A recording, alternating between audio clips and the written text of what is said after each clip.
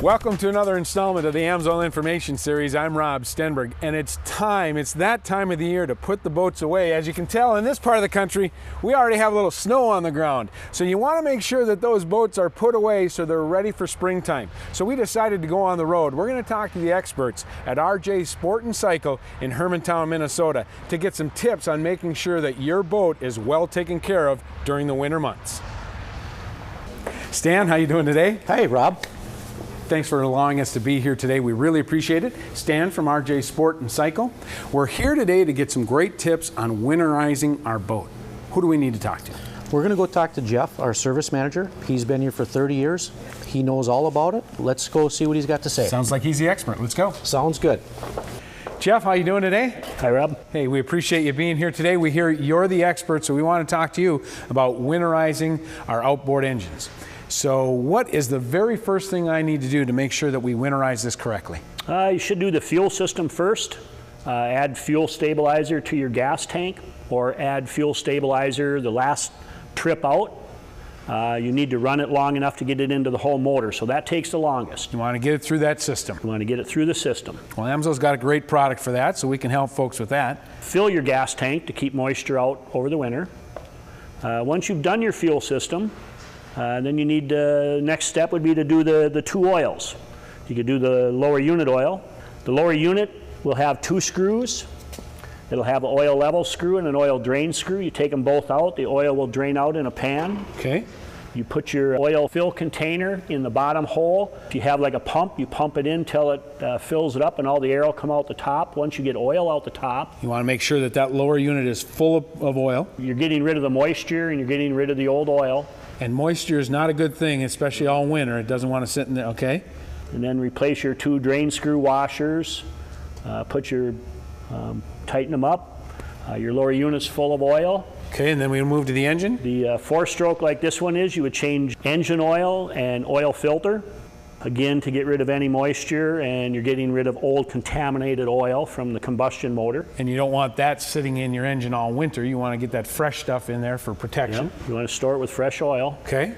The two-stroke, like the one next door, you would do the lower unit. You don't have an engine oil. Right.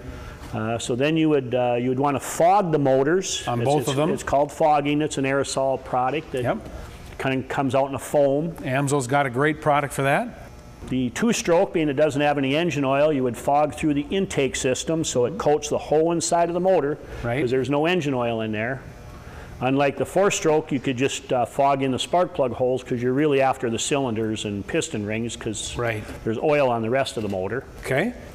You would want to grease any fittings. A lot of people forget to grease the fittings because there is easy to overlook, isn't it? Yeah, there is water in the steering components and the tilt components, and and things we've just talked about are good yearly maintenance too, not only just for storage. Okay. The fuel stabilizer and running the motor is probably the most important, but. Okay, so I've got the fuel stabilizer in there, lower units changed, engine oil's changed, I've greased my points. What else do I need to do from this point? You would need to drain your live wells, blow them out, add RV antifreeze. Your batteries, you need to charge and unhook, because there's memories in the boat that would drain the batteries over the winter, and then they would freeze. Okay. Your trailer, just kind of do a visual. If you see any broken or damaged components or lights, you should repack wheel bearings, because you can get water in there just like the motor, so you can freeze and end up with rusty bearings next year. And when it freezes, it expands, and whether it's in the engine or, not a good thing. Things break. We've touched most of the main points that you need to do for storage. You should probably look at your owner's manual, because there may be specifics for your motor. But sure. So now we've gone through and we've done all this. Let me ask you one last question. What happens if I don't do this maintenance? What kind of problems could I have? The biggest problem we have is ending up with old gas, contaminated, plugged up carburetors, not starting at the dock. So you're sitting dead in the water? Repair bills in the spring. Okay, we've got enough problems there. We want to help people avoid those. Hey, Jeff, thanks a lot. Great information. Appreciate you being here today. Thanks for coming. For another AMSOIL Information Series, I'm Rob Stenberg. Thanks for watching. We'll see you next time.